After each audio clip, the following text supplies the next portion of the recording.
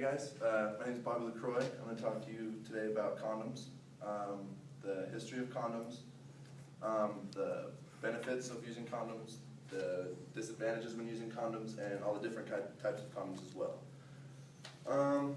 Start out, the origin of the condom is actually unknown. No one they can't find where the very first time anyone's ever used a condom.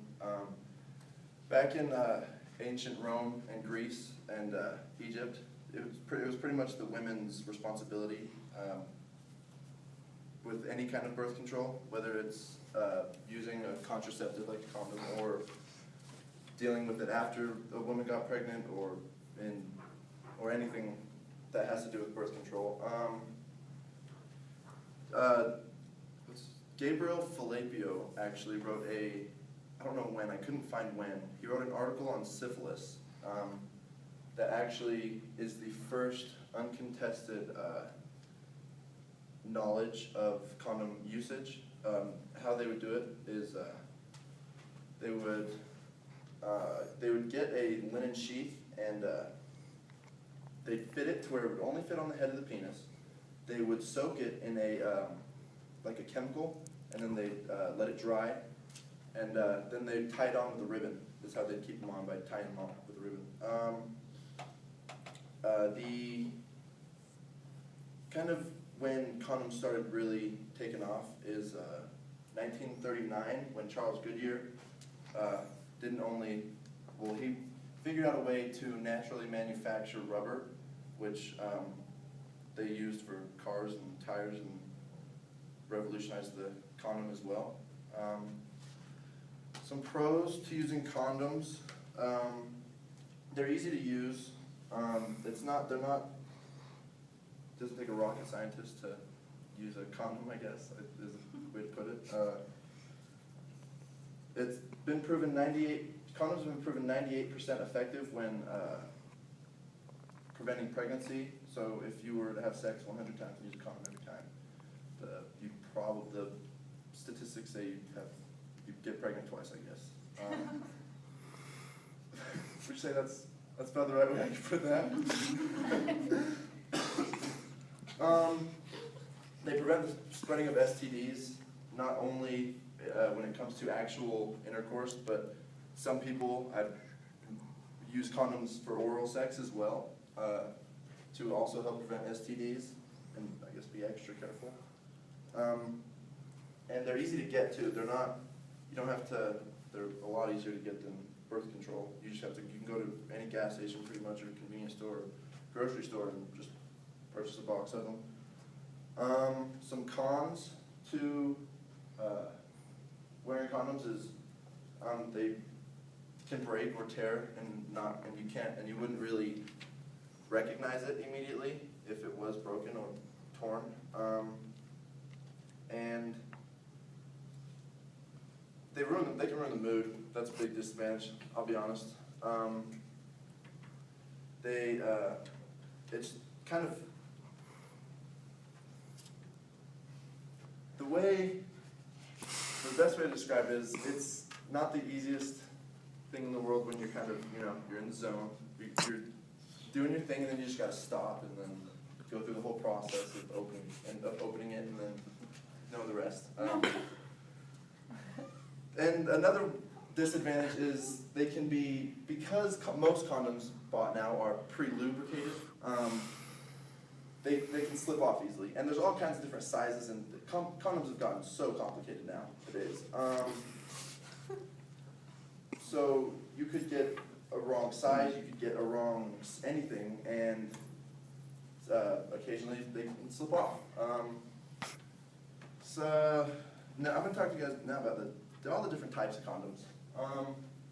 You have the lubricated condoms and non-lubricated condoms. It's pretty much just because they used to, when they kind of first started making condoms, they weren't pre-lubricated.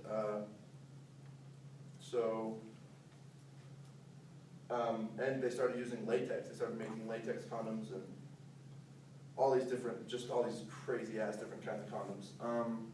And sometimes when using a like a bought lubricant with the condom, it would damage the condom, so they pre-lube the condom so that they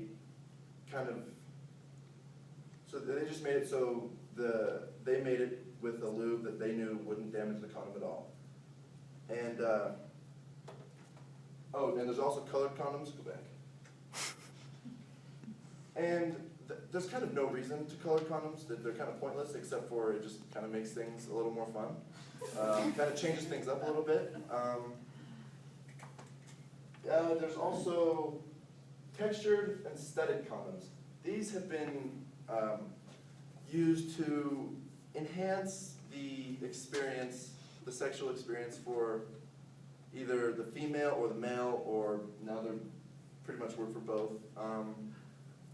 There's flavored condoms for when people are being, I guess, extra careful and wanting to prevent STDs, both not only with intercourse but orally as well.